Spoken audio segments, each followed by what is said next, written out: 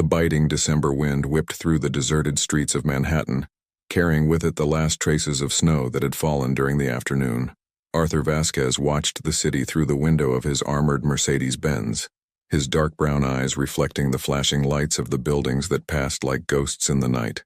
At 45, he had achieved everything money could buy, but on this particular night, something seemed different in the air. "You can stop here, Maxwell," he ordered the driver, his deep voice breaking the silence inside the vehicle. The digital clock read 11:47 p.m., and Fifth Avenue, normally vibrant, was strangely silent. Maxwell, who had been his private driver for 15 years, hesitated for a moment. "Mr. Vasquez, this is not an area." "I said stop," Arthur interrupted, his voice leaving no room for argument. The car glided smoothly to the sidewalk, and before Maxwell could react, Arthur had already opened the door, allowing the icy air to invade the vehicle's heated interior. It was then that he saw her, a young woman huddled against the wall of an abandoned building, clutching a small package to her chest. Her dark hair was partially covered by a worn cap, and her clothes, visibly unsuitable for the weather, gave away her precarious situation. Arthur felt something strange in his chest, a sensation he hadn't experienced for a long time. Memories of his own childhood in a poor neighborhood in the Bronx began to surface, memories he had worked so hard to bury under layers of success and material wealth. "Ma'am?" he called out, his voice softer than usual. The young woman raised her face, revealing green eyes marked by fear and exhaustion. The small bundle in her arms stirred, and a soft whimper cut through the silence of the night. "Please," she whispered, "don't hurt us." The vulnerability in her voice hit Arthur like a punch in the gut. For a moment, he saw his own mother, decades ago, begging the landlord for more time to pay the rent arrears. "I'm not going to hurt you," he replied, keeping his distance so as not to frighten her further. "My name is Arthur Vasquez. Can I help you?" The woman hesitated, her eyes alternating between Arthur and the parked Mercedes-Benz. "I'm Laura," she finally replied, her voice trembling. "And this is Noah," she added, adjusting the blanket that protected the baby. Maxwell had got out of the car and was watching the scene with apprehension. In 15 years of service, he had never seen his boss take an interest in any homeless person. Arthur Vasquez was known for his coldness in business and for maintaining strictly professional relationships. "It's too cold for you to stay here," Arthur said, removing his cashmere coat. "There's a hotel near here. I can arrange a room for you and your son tonight." Laura squeezed Noah even tighter against her chest. "Why? Why would you mind?" The question hit Arthur with unexpected force. Why did he care? His father's words echoed in his mind. "Feelings are for the weak, son. The strong do what needs to be done." For years, he had lived by this mantra, building an empire at the cost of his own humanity. Because, he hesitated, searching for the right words, because maybe I need to care more. The baby began to cry harder, and Laura tried to calm him down, her hands shaking with cold. Arthur stepped forward, offering his coat with a cautious gesture. "I'm not asking you to trust me completely," he said, "but it's very cold tonight, and your son needs a warm place to sleep. The hotel has security cameras on every floor, and you'll have your own key. No one will disturb you." Laura looked at Noah, then at the dark sky and finally at Arthur. Something in his eyes, perhaps the unexpected sincerity she found in them, made her nod positively. As Maxwell opened the car door for them, Arthur felt a strange sense of lightness. It was as if, for the first time in decades, he was doing something truly meaningful. During the short drive to the hotel, Arthur watched in the rearview mirror as Laura cradled her son, murmuring soft words of comfort. The scene triggered long-suppressed memories, his mother singing to him during the nights when they couldn't afford the heating, the smell of her vegetable soup made from the most basic ingredients, the tired but loving smile on her face. That night, while arranging the hotel room for Laura and Noah, Arthur Vasquez began to question every choice he had made over the last 20 years. The empire he had built suddenly seemed empty, and the walls he had built around himself were beginning to show their first cracks. Returning to his penthouse on the Upper East Side, Arthur stayed awake until dawn, his thoughts constantly returning to the young mother and her baby. Something had changed in him, a subtle but profound transformation that, although he couldn't yet name it, he knew would be impossible to ignore. Day was dawning over Manhattan, and with it, a new story was about to unfold. The next morning found Arthur Vasquez in his office on the roof of Vasquez Tower, a glass and steel skyscraper that towered over the city. Through the windows of the 78th floor, Manhattan stretched like an empire at his feet, but for the first time in years, the view didn't bring him the usual sense of power. "Mr. Vasquez, your board meeting starts in 15 minutes, announced Regina Mitchell, his executive assistant for a decade. Her heels echoed precisely on the marble floor as she placed a folder on the mahogany table. Arthur adjusted his Italian silk tie in front of the reflection of the window, a mask of indifference cultivated by years of ruthless negotiations. However, the image of Laura and Noah persisted in his mind, a persistent crack in his armor of indifference. "Regina," he called, before she could reach the door, "I need you to do a discreet check. Hotel Riverside, room 1542. A young woman called Laura, with a baby." Regina arched a perfectly drawn eyebrow, but years of professionalism prevented her from questioning. "Is there any specific information you're looking for?" "Everything. History, documents, anything that can tell us who she is." The executive elevator opened its chrome doors, and Bernard Whitman, chairman of the board of Vasquez Enterprises, emerged with his characteristic calculated smile. Arthur, ready to destroy some more dreams today. It was a recurring joke between them, the way they turned failing companies into profit, regardless of the human cost. Arthur forced a smile, but the words now tasted bitter. In the meeting room, 12 executives were waiting, all wearing suits that cost more than a year's rent for an average family. The topic of the day was the acquisition of a network of community hospitals that was on the verge of bankruptcy. "As you can see from the figures," presented Davidson, the CFO, "we can convert 3 of the units into luxury private clinics. The other 5, he paused dramatically, will unfortunately have to be closed." "What about the patients?" The question escaped Arthur's lips before he could stop it. A disconcerting silence gripped the room. Bernard leaned forward, frowning. "Pardon? The patients?" Arthur repeated, his voice firmer. "Where will they go when we close the hospitals?" Davidson sniffed, uncomfortable. "Well, there are other public facilities within a radius of 20 kilometers. Arthur saw Laura, shivering on the sidewalk. How many other people like her depended on those hospitals? How many mothers with their babies? "No," he declared, surprising everyone, including himself. "Find another solution. We won't close hospitals that serve poor communities." Bernard let out a nervous laugh. "Arthur, be reasonable. The profit margin—" "I said no," Arthur cut in, his voice carrying the weight of 2 decades of unquestioned authority. "Review the project. I want alternatives that don't involve closures." Leaving the meeting an hour later, Arthur felt the confused and worried looks from his executives. In her office, Regina was waiting for him with a thin folder in her hands. "Laura Collins, 26, she began, as efficient as ever. Graduated in literature from the University of Michigan. Married to Richard Collins, a real estate entrepreneur. Or rather, she was married. There are records of multiple emergency room visits in the last 2 years. Fractures, bruises." Arthur closed his eyes, his jaw tensing. "Her husband?" Regina nodded. "She got a restraining order 3 months ago, right after Noah was born. Richard Collins froze all joint accounts, canceled credit cards. She literally ran away with her body clothes and the baby." The phone on Arthur's desk rang. Bernard Whitman was demanding an explanation for his behavior at the meeting. He watched the handset ring until it went silent. "Regina," he called again, his voice softer. "Cancel my appointments this afternoon. And prepare the documents to create a new foundation. Something focused on supporting women in vulnerable situations." "A foundation?" Regina couldn't mask her surprise. "That could generate comments in the council." "Let them comment," Arthur replied, standing up. "I also want you to prepare an apartment in the Edison building. Something suitable for a single mother with a baby." As he rode the private elevator down to the garage, Arthur reflected on how a single night could change 2 decades of certainties. His phone vibrated. A message from Bernard. "We need to talk about your behavior. The council is concerned." Arthur put his phone away without answering. In the elevator mirror, he observed his own reflection. The impeccable $10,000 suit, the Swiss watch, the perfectly aligned haircut. All the hallmarks of his success now seemed like an elaborate costume, a mask that was beginning to weigh too much. Maxwell was waiting for him with his car. "Where to, sir?" "Hotel Riverside," replied Arthur, loosening his tie. It was time to do something truly meaningful with all the power he had accumulated. As the car glided through Manhattan traffic, Arthur thought about how he would explain his proposal to Laura.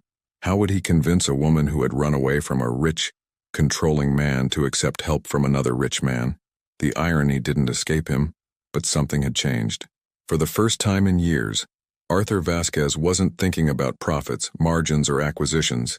He was thinking about making a difference, not because he had to, but because he finally understood that he could. The weight of his past choices was still with him, but now there was also a lightness, a possibility of redemption that he had never considered before. And it had all started with a chance encounter on a cold winter's night. The Riverside Hotel maintained an elegant discretion, with its Art Deco facade and staff trained not to ask questions. Laura watched through the window of room 1542 as Noah slept peacefully in the makeshift crib the management had provided the night before. The last 24 hours had seemed like a hazy dream. The biting cold of the street, the well-dressed stranger, the sudden change in his fortunes. 3 soft knocks on the door made her freeze. Her fingers instinctively reached for the disposable cell phone she kept hidden, her only line of communication with the women's shelter that had helped her escape. "Ms. Collins?" Arthur's voice sounded on the other end. "It's me, Arthur Vasquez. Can we talk?" Laura hesitated, her eyes alternating between the door and Noah. The social worker at the shelter always warned about rich men offering to help. There was often a high price to pay, but something in his voice. "Just a moment," he replied, checking his appearance in the mirror. The hotel had provided basic hygiene products, and she had managed to wash herself properly for the first time in days.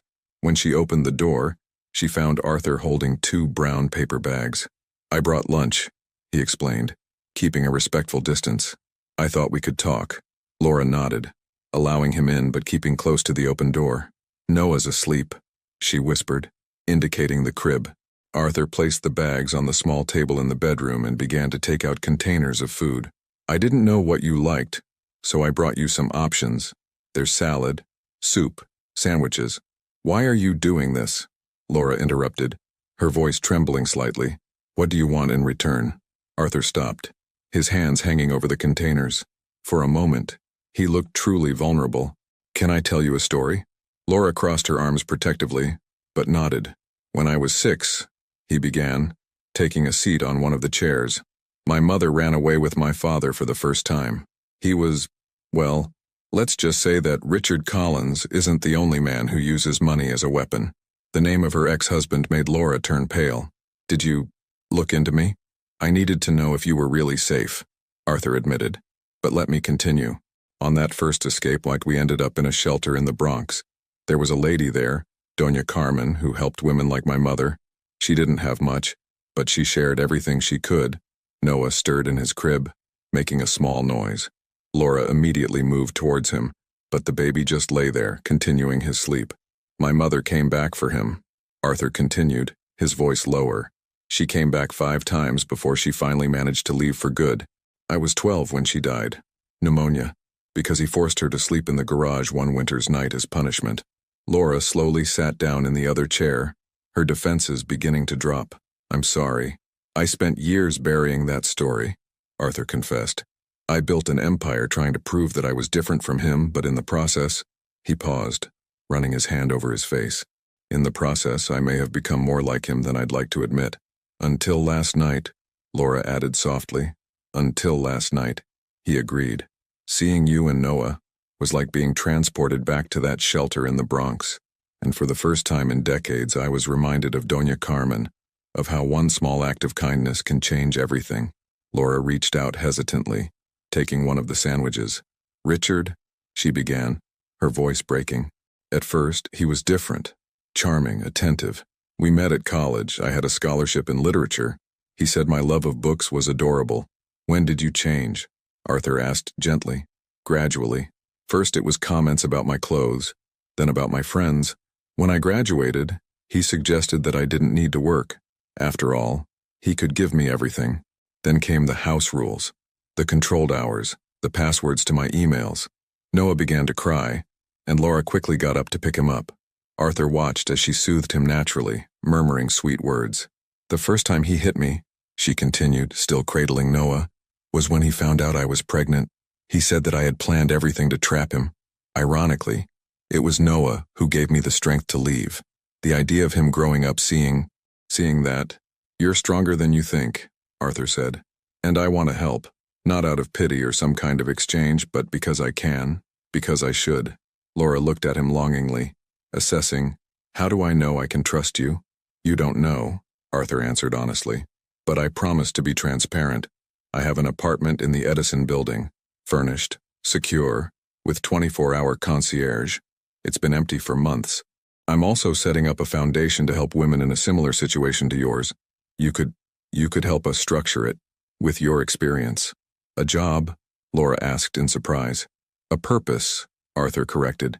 Your story could help other women, and you would have financial independence without depending on me or anyone else. Noah had fallen asleep again in his mother's arms. Laura gently placed him in his crib before turning to Arthur.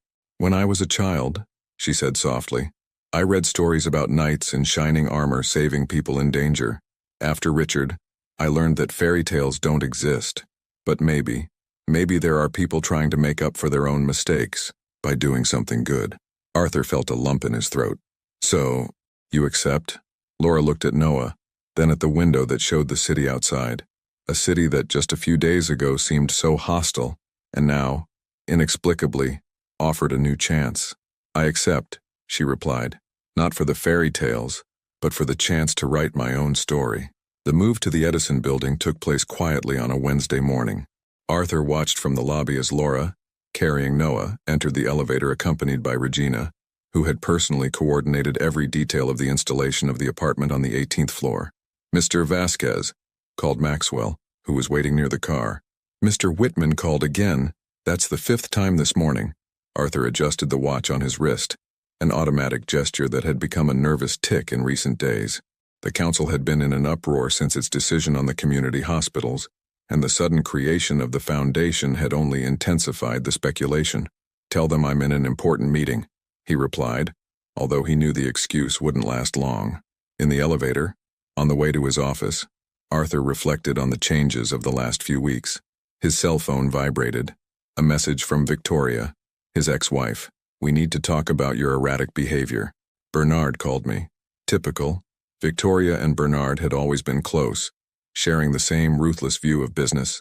It was no surprise that she was involved now. Mr. Vasquez.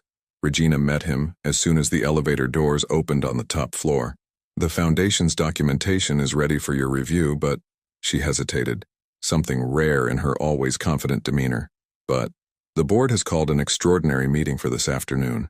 It's about, well, everything. Arthur nodded, entering his office. On his desk, a blue folder contained the preliminary documents of the newly created New Dawn Foundation. Next to it, a stack of reports highlighted the potential losses from the decision to keep the community hospitals operating. Regina, he called, before she left. How is Laura adjusting? Fine, sir. The apartment is fully equipped, including a nursery for Noah. We've installed an additional security system and her. How is she? Regina allowed herself a small smile. Scared, grateful, determined. She spent the morning organizing books in the bookcase we provided. Noah seems to like his new surroundings. Arthur sat back in his chair, turning to look out of the window at the city. He remembered his own mother, how she used to organize and rearrange the few belongings they had, trying to create a sense of normality in the midst of chaos. The office door opened abruptly, and Bernard Whitman burst into the room, followed by Victoria. Regina gave him an apologetic look before leaving, closing the door behind her. What the hell do you think you're doing, Arthur? Bernard snapped, his normally controlled face now red with irritation. Good morning to you too, Bernard. Victoria, always a pleasure, Arthur replied calmly without turning around. Don't be sarcastic. Victoria advanced, her heels echoing on the floor. First the hospitals, now this foundation. The board is panicking. The shares have dropped 3 points since your little charity show. Arthur finally turned his chair to face them. Interesting how 3 points in the stock causes more panic than thousands of lives affected by our decisions. Oh, for God's sake! Bernard threw his hands up. Who are you and what have you done with Arthur Vasquez? The man who built this empire. Empire, Arthur repeated the word, feeling its weight. Do you know how much it costs to keep a community hospital running for a year, Bernard? Less than the yacht you bought last month. Victoria approached the table, resting her hands on it. Arthur, if this is some kind of midlife crisis. No, Victoria, this is clarity. For the first time in years, I'm seeing beyond the numbers. It's because of that woman, isn't it? Bernard interfered. The homeless woman you picked up. Regina can't keep a secret when pressed properly. Arthur felt his jaw tighten. Her name is Laura, and she's not the subject of this conversation. On the contrary, Victoria cut in. She is exactly the subject. What do you think the press will say when they find out that the powerful Arthur Vasquez is harboring a stranger? The speculation, the scandals. Enough. Arthur stood up, his voice carrying an authority that made them both recoil. Do you want to know what's going on? I'm tired. Tired of building fortunes on the suffering of others. Tired of justifying inhumane decisions with spreadsheets and graphs.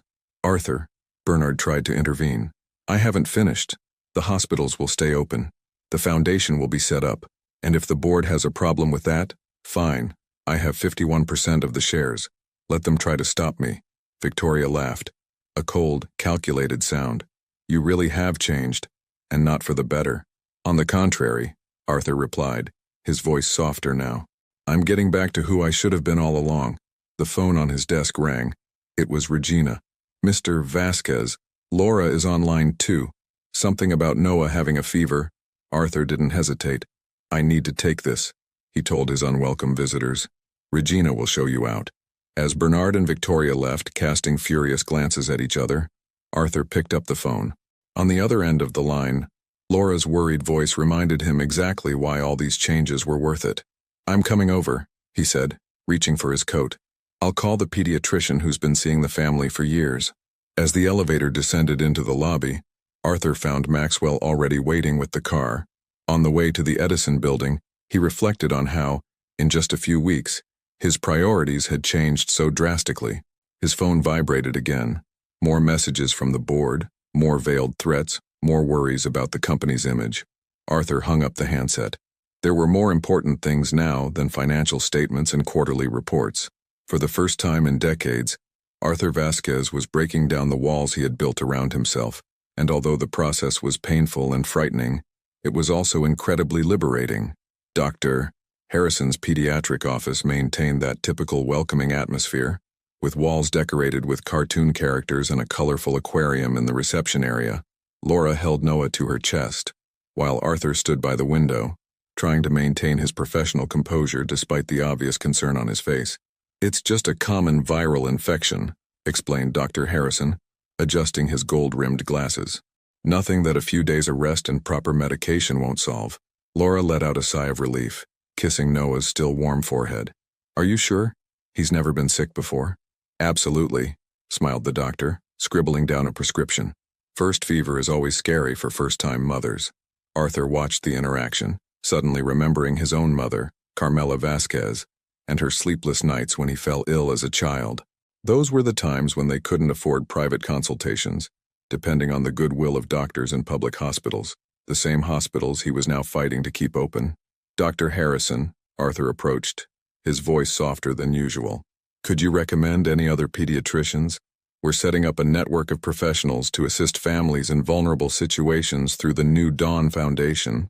The doctor seemed genuinely interested. Of course, I have some colleagues who would be happy to contribute. Is this your project, Arthur?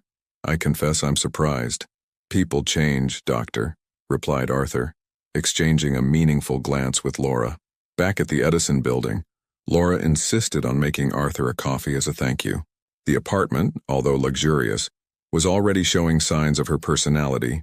Books organized by color on the bookshelves, small potted plants in the windows, and a handmade blanket on the sofa. You know, she began, as Noah finally fell asleep in his crib after taking his medication. Today was the first time I really felt like a mother. Arthur accepted the cup of coffee, arching an eyebrow. What do you mean? Before, with Richard, I was just an accessory. When I got pregnant, he controlled everything. Doctors, tests, decisions. Today, with me making the decisions for Noah, even if I was scared, it was different. You're an excellent mother, Laura, Arthur said with conviction. What was she like? Laura asked suddenly. Your mother? Arthur almost dropped his cup, taken aback by the question. No one, not even Victoria, during their years of marriage, had shown any interest in Carmela Vasquez. She was resilient, he began, his voice laden with restrained emotion. She worked as a cleaner in 3 different places, but always found time to read me stories before bed. She had this special way of making little seem like a lot. Laura sat down on the sofa, pulling the handmade blanket over her legs. And your father? Miguel Vasquez. Arthur pronounced the name as if it were something bitter. A man who confused power with violence, respect with fear. He built a small real estate empire through questionable practices. Ironically, it was this empire that I inherited and transformed into what it is today. And you were afraid of becoming like him, Laura concluded softly. Arthur stood up and walked over to the window. The city stretched out before him, but his eyes were fixed on distant memories.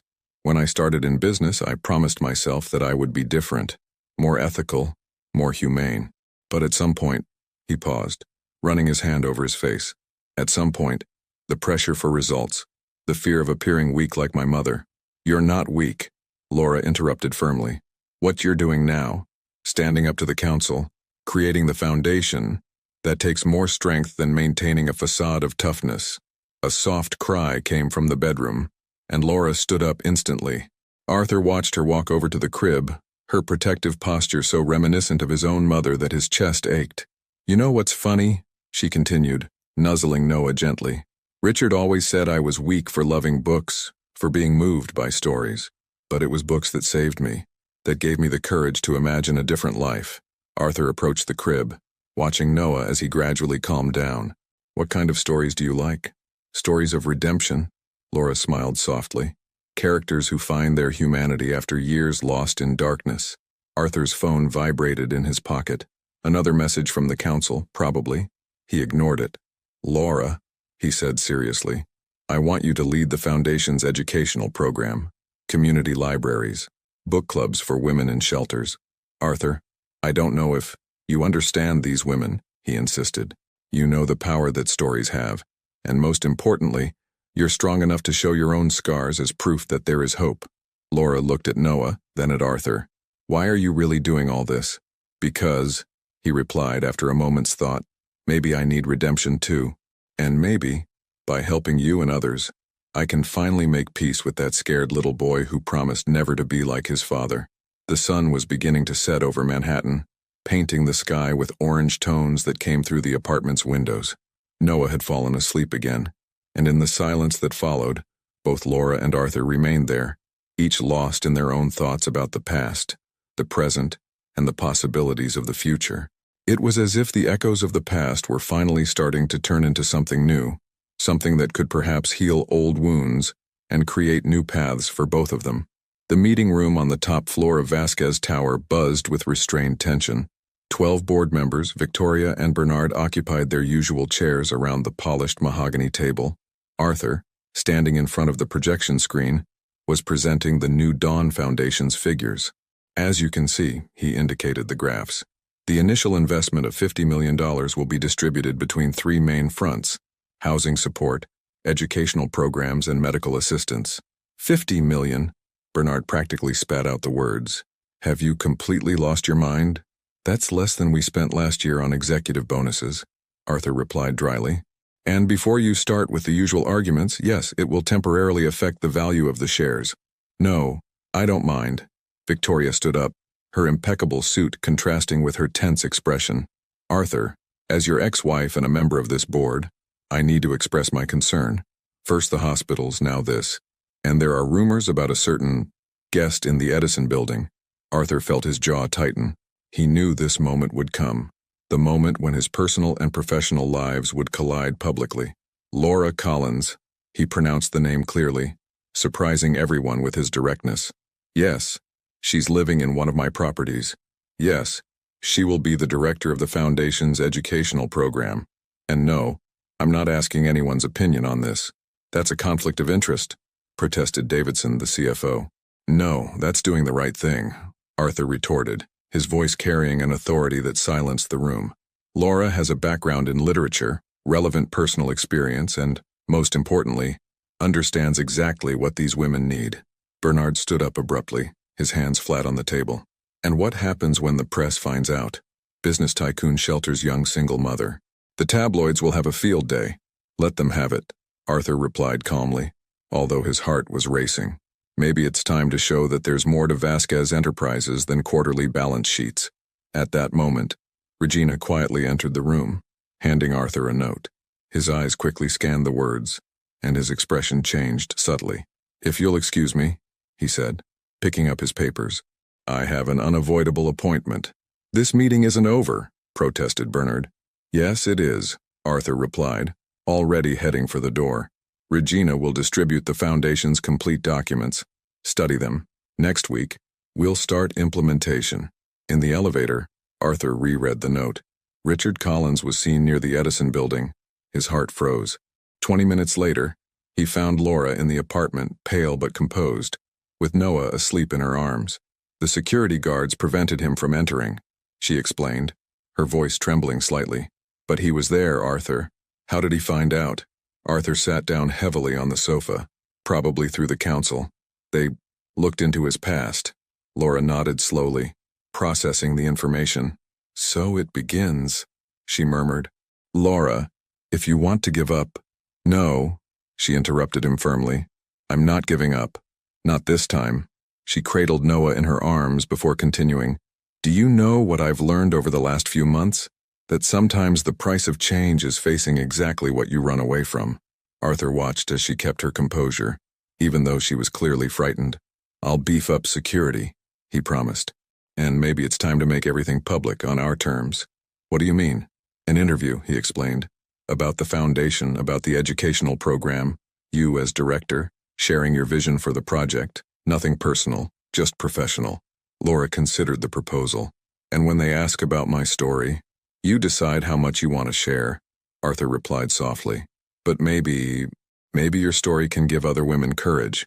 Arthur's phone rang. It was Bernard again. He ignored the call. "You know," Laura said, a small smile forming on her lips, "when I was little, my grandmother always said that the best stories are the ones that cost something to tell." "Your grandmother seems to have been a wise woman," Arthur commented. "She was," Laura confirmed. "She also said that when we find our true strength, we discover that the price of change can, however high, is worth it." Arthur stood up and walked over to the window. Below, the city continued its frenetic pace, oblivious to the dramas unfolding in the heights of the Edison building. "Regina can organize the interview for next week," he suggested. "Enough time to prepare." "What about the council?" "They'll have to adapt," Arthur replied firmly. "Just as I'm adapting. Just as we all need to adapt when we decide to do the right thing." The sun was beginning to set over Manhattan, casting long shadows through the windows. Noah wriggled in Laura's arms, letting out a contented little sigh. "The price of change," Laura murmured, more to herself than to Arthur. Who knew it would be so scary and liberating at the same time? Arthur watched mother and son, thinking about all the decisions that had brought him to this point. How every choice, every confrontation, every moment of doubt, was slowly building something bigger than himself. "It's worth it," he finally said. "Every penny, every criticism, every obstacle, it's worth it." And for the first time in weeks, despite the threats, pressures, and uncertainties, Arthur Vasquez felt that he was exactly where he was supposed to be. The morning of the interview dawned with a fine rain over Manhattan. In the Edison building apartment, Laura nervously adjusted the navy blue blazer Regina had selected for her, while the nanny, carefully researched and hired by Arthur, played with Noah in the living room. "Take a deep breath," Arthur instructed, watching her in the reflection of the mirror. "Remember, you don't have to answer anything that makes you uncomfortable." The New York Times reporter, Catherine Chen, would be arriving in 30 minutes. The decision to give her first interview to a respected media outlet had been a strategic one, an attempt to control the narrative before the tabloids distorted it. "What if I'm not eloquent enough?" Laura asked, her insecurity shining through. "What if I damage the Foundation?" Arthur approached, his presence conveying a calm he didn't necessarily feel. "Laura, you've spent the last 2 months developing educational programs that can change lives. Talk about that. Talk about what you believe in." The intercom rang. Catherine Chen had arrived early. Laura took a deep breath, casting one last glance at Noah, before following Arthur into the living room. where the interview would be conducted. Catherine Chen was a middle-aged woman with keen eyes behind thin-framed glasses. After the initial introductions, she organized her recorder and notepad. "So," she began, her tone professional but gentle, "are we going to talk about the New Dawn Foundation?" Laura straightened up in her armchair. "The educational program is the heart of the project," she began, her voice gaining confidence as she talked about something she was truly passionate about. "We believe that education and literature can be powerful tools for transformation." "And how did this particular vision come about?" Laura hesitated for a moment, exchanging a quick glance with Arthur. "Through my own experience," she finally replied. "Books can be refugees, but they can also be maps to a different future." Catherine leaned forward slightly. "There are rumors about your past, Miss Collins, about how you met Mr. Vasquez. Personal details aren't relevant," Arthur interjected softly. "No," Laura interrupted him, lightly touching his arm. "It's all right." Turning to Catherine, he continued, "I met Arthur when I was at a very vulnerable moment in my life, but this isn't a story about rescue. It's a story about transformation." The reporter made a few notes before continuing. "What about the board of Vasquez Enterprises? How did they react to these changes?" "With resistance," Arthur answered honestly. "Change is rarely comfortable, especially when it challenges the status quo." "Mr. Vasquez," Catherine adjusted her glasses, "some board members have suggested that your recent decisions are emotionally motivated." "And they're right," Arthur replied, surprising everyone with his frankness. "For years, I've run this company based solely on numbers. Maybe it's time to add a little humanity to the equation." At that moment, Noah started crying in the next room. Laura excused herself and went over to him, leaving Arthur and Catherine momentarily alone. "There are also rumors about Richard Collins," Catherine mentioned softly, "about his presence in the vicinity of the Edison building." Arthur felt his jaw tighten. "I won't comment on that, even if it's relevant to the story, especially if it's relevant to history," he replied firmly. "Some battles need to be fought away from the spotlight." Laura returned with Noah in her arms, the baby now smiling and babbling happily. Catherine watched the scene with professional interest, but also with an unexpected softness in her gaze. "One last question," the reporter said, switching off her recorder. "Off the record. Why are you two really doing this? With all the complications, the risks?" Laura looked at Noah, then at Arthur. "Because some stories need to be told," she replied. "Because some changes have to start somewhere." "Because," Arthur added, "sometimes the greatest act of courage is choosing to do the right thing, even when it would be easier to do nothing." After Catherine left, Laura stood at the window, watching the rain that was still falling on the city. Noah had fallen asleep in her arms. "Do you think we did the right thing?" she asked softly. Arthur moved closer, watching the city beside her. "I don't know," he admitted, "but I know I don't regret it." "Richard will read this," Laura said, her voice barely above a whisper. "He'll be furious." "Let him be," Arthur replied with a firmness that surprised even himself. "We can't live in the shadows forever, Laura. At some point, we have to choose the light." Arthur's phone vibrated. Another message from the council. Probably another criticism or veiled threat. He ignored it, concentrating instead on the reflection he saw in the window. A small, makeshift family, united not by blood or convention, but by choices and transformations. "You know what's funny?" Laura commented, cradling Noah in her arms. "In the books I love so much, I always thought the redemption stories were too fantastical. Now I realize that they are perhaps the most real of all." Arthur smiled softly. "Because redemption isn't about being perfect. It's about choosing to be better," she added, "one day at a time." Outside him, the rain was starting to fall, and a few rays of sunlight managed to penetrate through the clouds, creating a spectacle of light and shadows over the city. It was an appropriate metaphor, Arthur thought, for the moment they were living, a delicate balance between darkness and light, between past and future, between fear and hope. And there, in the silence of that moment, both Arthur and Laura understood that some battles are worth fighting, even if the price is high, even if the path is uncertain, because sometimes, in the deepest shadows, we find our brightest light. The New York Times story came out on a Wednesday, occupying the front page of the business section. "The billionaire who chose to change, the transformation of Vasquez Enterprises," was the main headline. accompanied by a photo of Arthur and Laura in the Foundation's newly opened library.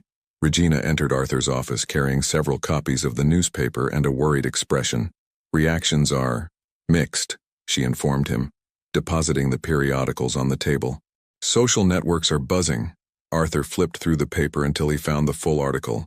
Catherine Chen had done an exceptional job, balancing the history of the Foundation with personal elements without falling into sensationalism. However, one sentence in particular caught his eye. Sources close to the company suggest that Vasquez's transformation could cost him more than money. It could cost him his empire. The phone rang. It was Laura. "Have you seen it?" she asked, her voice tense. "I see it now," he replied, continuing his reading. "How's the mood in the Edison building?" "Quiet for now, but Arthur—" She hesitated. "I got an email from him." Arthur felt his body tense. "Richard?" "Yes, he wants to talk about Noah." A heavy silence settled on the line. Arthur could hear Noah babbling in the background, oblivious to the tensions building around him. "It's not going to happen," Arthur declared firmly. "Our lawyers—" "He's the father," Laura interrupted softly. "Legally, he has rights. Rights he gave up when—" Arthur stopped, taking a deep breath to control the anger that was beginning to bubble up. "We need to be careful, Laura, especially now." At that moment, Bernard burst into the office, followed by Victoria and other members of the board. Arthur said a quick goodbye to Laura, promising to stop by the apartment later. "Satisfied with your media circus?" Bernard shot back, throwing a copy of the newspaper on the table. "Actually, I am," Arthur replied calmly, leaning back in his chair. Catherine Chen did an excellent job of capturing the essence of the project. Victoria approached, her heels echoing on the marble floor. "Arthur, 3 important investors have already called this morning. They're worried about the direction of the company." "Let them worry," Arthur retorted. "Maybe it's time we all worried more about the impact of our actions." "This isn't a game," Bernard warned. "You're risking everything we've built." "No, Bernard." Arthur stood up, facing his former friend. "I'm rebuilding something better." The rest of the morning passed in a series of tense meetings and difficult phone calls. At around 3 in the afternoon, Regina entered the office again, this time with a different expression. "Mr. Vasquez, there's someone who wants to see you," she announced. "Carmen Rodriguez, from the Hospital Workers Union." Arthur frowned, confused. "I don't have a meeting scheduled." "She said it's important," Regina insisted. "Something about the community hospitals." Carmen Rodriguez was a middle-aged woman with piercing eyes and a determined posture. She entered the office carrying a thick briefcase and an air of someone who wouldn't take no for an answer. "Mr. Vasquez," she began bluntly, "I've read the article in the Times, and I have a proposal." Over the next hour, Carmen presented a detailed plan for collaboration between the New Dawn Foundation and the network of community hospitals. It was an ambitious project that included vocational training for women in vulnerable situations, nurseries for working mothers, and preventive health programs. "Why are you showing me this?" Arthur asked, genuinely intrigued. Carmen smiled for the first time. "Because, Mr. Vasquez, sometimes we need bridges between different worlds, and you, on whether you like it or not, are building one." When Arthur arrived at the Edison building that evening, he found Laura in the apartment's library, organizing books while Noah played in his playpen. "How was your day?" she asked, noticing his thoughtful expression. "Interesting," he replied, picking Noah up. "I met someone today who made me realize something important." "What?" "That maybe we're doing something bigger than we imagined," he explained, watching the baby who was smiling at him. "That maybe it's not just about personal redemption, but about building bridges." Laura put the last book on the shelf and approached. "What about the council?" "Still resistant," Arthur admitted. "But today I met people who see value in what we're trying to do. People willing to help, to build together." "And Richard?" she asked softly. Arthur handed Noah back to her. "We'll take on one battle at a time, Laura. For now, concentrate on the educational program. Leave Richard to the lawyers." Later, watching the city from the apartment window, Arthur reflected on Carmen Rodriguez's words. Bridges between different worlds. Perhaps that was what he was really building.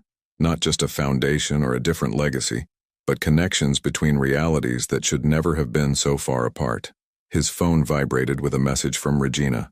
3 more community organizations had contacted him, interested in partnering with the foundation. Bridges, he muttered to himself, a small smile forming on his lips. Perhaps, after all, this was the real transformation, not just personal, but collective. A change that King, like Bridges, would allow people from different realities to meet halfway, building something new together. Autumn arrived in Manhattan with a sudden change in the air, bringing with it not only golden leaves, but also the storm that everyone feared. The court notice arrived on a Monday. Richard Collins was filing for shared custody of Noah. Laura was at the foundation's headquarters when she received the news, in the middle of a meeting about the implementation of new educational programs. Her hands shook as she read the document, but her voice remained firm as she called Arthur. "He's using the media against us," she explained, locked in her office. "The headlines, the exposure. He claims I'm using Noah to get close to you, to gain social status." Arthur felt his blood boil. "Our lawyers—" "He has proof, Arthur," Laura interrupted, her voice breaking for the first time. "Photos of me, from that night, in the street, holding Noah in the cold. He's going to use that to prove that I'm a negligent mother." The silence that followed was deafening. Arthur could hear Laura's irregular breathing on the other end of the line, trying to hold back tears. "Come to Vasquez Tower," he instructed softly. "Now, I'll get the legal team together." The conference room on the top floor was packed when Laura arrived. Patricia Winters, the company's main lawyer, led a team of 5 family law specialists. Arthur stood by the window, his tense posture revealing the gravity of the situation. "Gentlemen, ladies," Patricia began, adjusting her glasses, "we have a delicate situation on our hands. Richard Collins isn't just seeking shared custody. He's trying to destroy the foundation's credibility." "What do you mean?" Laura asked, her voice small. Patricia projected some emails onto the screen. "He's contacted several board members in recent weeks. He offered compromising information about the nature of your relationship." Arthur turned sharply. "What relationship? There is no—" "Exactly," Patricia interrupted. "But the public perception is different. The story of the billionaire who rescued a young mother from the streets. People love a romance, even when it doesn't exist." Laura sank into her chair, the reality of the situation weighing heavily on her shoulders. "He's going to do it, isn't he? He's going to take Noah away from me." "No," Arthur declared firmly, approaching the table. "He won't." At that moment, Regina rushed into the room. "Mr. Vasquez, Richard Collins is in the lobby, with the press." The ensuing chaos was meticulously orchestrated. Richard, impeccably dressed in an Italian suit, gave an impromptu press conference, tears in his eyes as he talked about his little Noah and how he was being kept away from his son.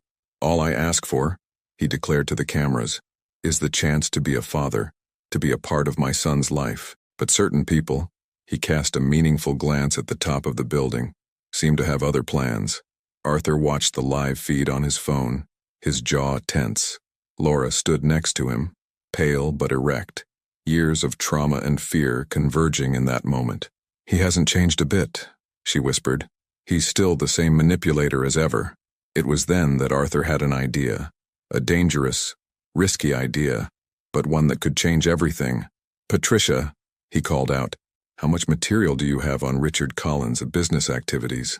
The lawyer frowned. "Quite a lot." "Why? What about his connections with certain members of our board?" A glint of understanding appeared in Patricia's eyes. "Ah, interesting." "Arthur," Laura touched his arm gently. "What are you thinking?" He turned to face her. "Richard isn't the only one who can play this game. But unlike him, we have something he doesn't." "What?" "The truth," Arthur replied simply. "And it's time to use it." The next few hours were a whirlwind of activity. Patricia and her team delved into files and records, while Regina coordinated a carefully planned media response. Arthur made a series of phone calls, some to people he hadn't contacted for years. "Are you sure about this?" Laura asked when they were finally alone. "This could cost you everything you've built." Arthur looked out of the window, where Richard was still performing for the cameras. "Do you know what I've realized, Laura? That sometimes you have to lose everything to gain something that really matters." "And what matters now?" "Justice," he replied, turning to face her. "Truth. Doing the right thing, no matter the cost."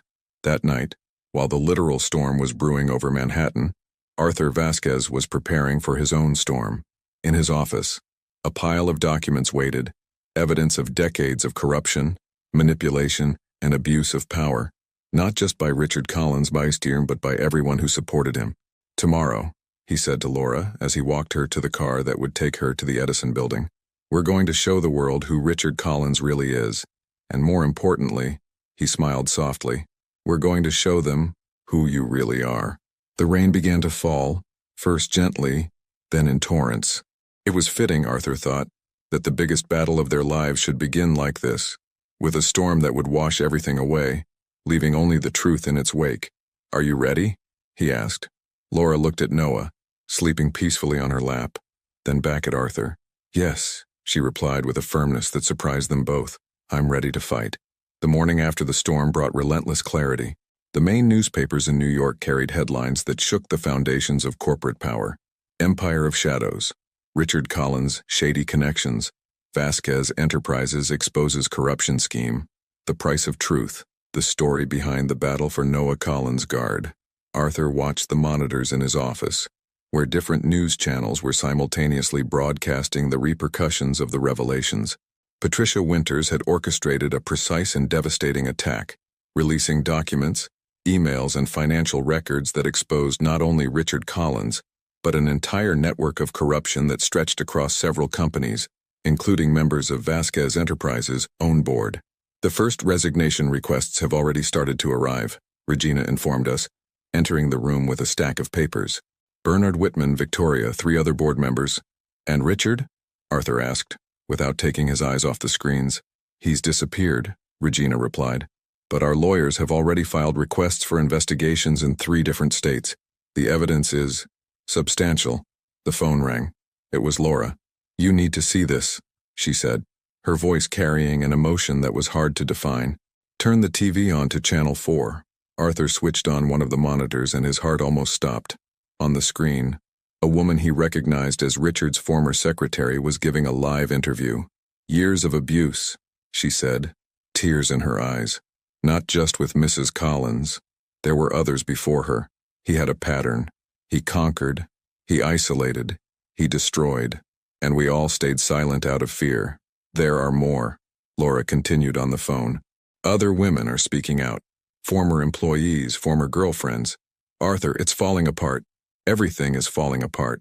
Arthur closed his eyes for a moment, absorbing the weight of the moment. "How are you?" "Scared," she admitted. "Relieved. Guilty of feeling relieved. Noah's asleep, oblivious to it all, and I don't know what to feel." "Come here," he suggested. "I think we need to talk about the next step." An hour later, Laura arrived at Vasquez Tower with Noah. The now grown-up baby was smiling and babbling, completely oblivious to the chaos unfolding around him. The company's headquarters was buzzing with activity. Lawyers rushing around with documents, journalists trying to get statements, executives trying to understand their place in this new reality. "It's strange," Laura commented, taking a seat on the sofa in Arthur's office while Noah played with some blocks on the carpet. "For so long I've lived in fear of him, of his power, of his influence, and now he's the one on the run," Arthur added, pouring her a cup of tea. "But at what cost?" Laura asked, watching the headlines that continued to scroll across the screens. "Your company, your reputation." Arthur allowed himself a small smile. "You know what's ironic? For the first time in years I feel truly in control. Not the kind of control Richard was looking for, but the kind that comes from the truth," Laura added softly. At that moment, Patricia entered the office, carrying a thick briefcase. "We have news," she announced. "The judge has temporarily suspended all of Richard Collins' parental rights, pending a criminal investigation. And," she paused dramatically, "we've received an interesting proposal from the district attorney's office." "What kind of proposal?" Arthur asked. "They want to use the New Dawn Foundation as a model for a state program to protect women in vulnerable situations, with public funding and everything." Laura stood up abruptly, picking Noah up. That would change everything." "Yes," Patricia agreed, "but we need someone to lead the project. Someone who understands both the administrative and the human side." Arthur and Patricia looked meaningfully at Laura, who hugged Noah tighter. "Me?" she asked incredulously. "But I have no experience." "You have something better?" Arthur interrupted gently. "You have the story, the truth, the understanding of what these women really need."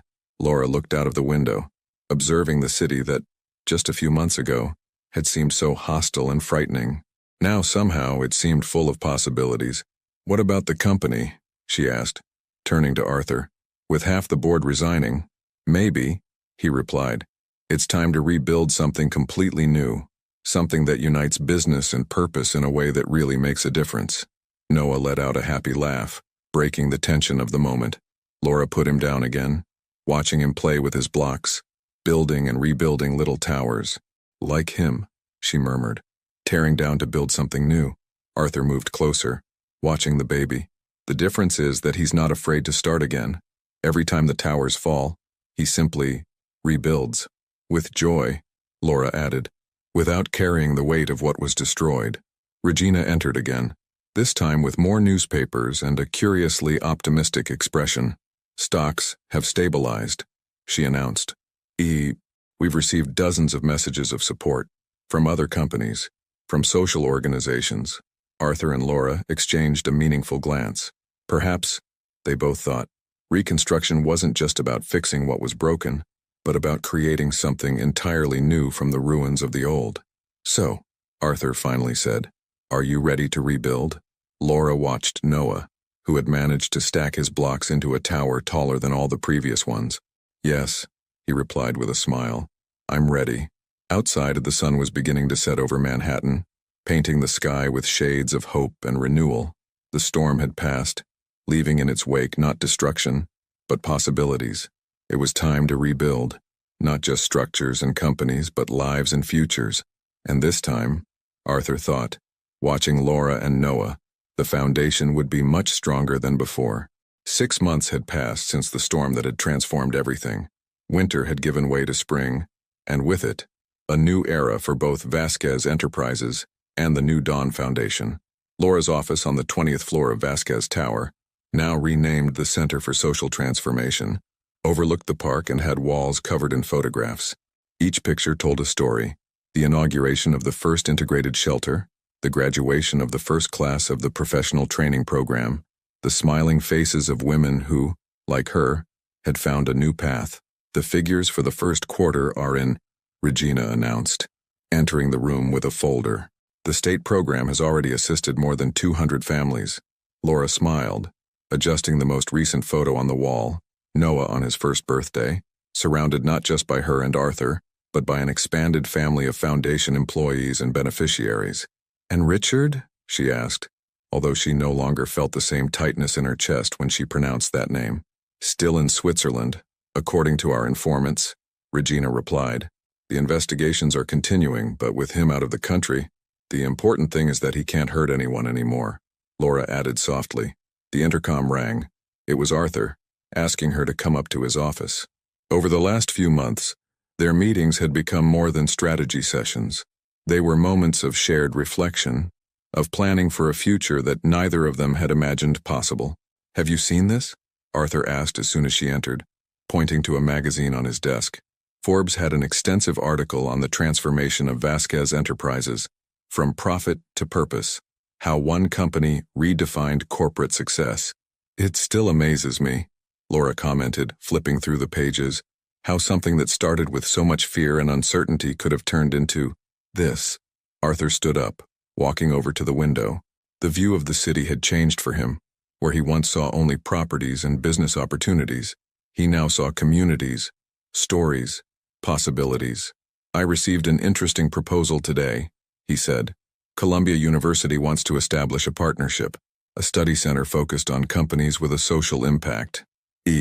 And they want you to coordinate the academic part of the project." Laura almost dropped the magazine. "Me? But your experience with the Foundation's educational program, your personal history, your vision for social transformation, that's exactly what they're looking for." "Arthur," she began hesitantly, "sometimes I wonder if I deserve all this. If it's not too much luck." He turned to face her, his expression serious. "It's not luck, Laura. It's the result of courage, determination, and a lot of hard work. You've turned your pain into purpose, your fear into strength." Laura's phone vibrated. It was the nursery downstairs, where Noah spent his mornings. "He's asking for lunch," she smiled, reading the message. Go, Arthur encouraged. We have the meeting with the expansion committee later. We can continue this conversation then. As Laura headed for the door, Arthur called her again. Oh, and Laura, Patricia wants you to know, the process of stripping Richard of his parental rights has been finalized. Officially, Noah is yours alone. Laura stopped, feeling the weight of that information. It was the definitive end of a chapter, the closure of a cycle of fear that had dominated her life for so long. Thank you, she said simply, but they both knew that that thank you carried much more than words could express. In the elevator, Laura reflected on how her life had changed. Constant fear had given way to quiet confidence. Desperate survival transformed into meaningful purpose. At the nursery, Noah ran up to her as soon as he saw her, his strides still unsteady but determined. "Mama!" he shouted, his favorite word echoing around the room. "Hey, little one." She picked him up, inhaling the baby smell that, even after a year, still amazed her. "Ready for lunch?" As they walked to the executive cafeteria, now transformed into a communal space where employees of all levels ate lunch together, Laura observed the changes around them. The old hierarchical divisions had given way to a more collaborative environment, where ideas and experiences were shared freely. "Mrs. Collins?" a young woman called out to her. It was Maria, one of the first beneficiaries of the training program, now an assistant coordinator. "Can I steal a minute of your time later? I've got some ideas for the next workshop." "Sure," Laura smiled, settling Noah into the high chair. "And please, it's just Laura." The rest of the day passed in a series of meetings and planning, each moment reinforcing the certainty that they were on the right track. In the afternoon, during the expansion committee meeting, Laura presented her vision for the coming year. More integrated centers, partnerships with universities, mentoring programs. "It's ambitious," commented one of the new board members.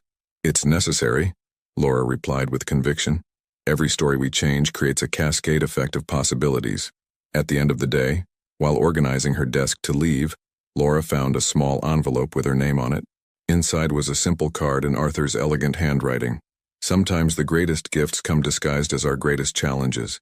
Thank you for teaching me that. A. B." Laura smiled, tucking the card into her handbag.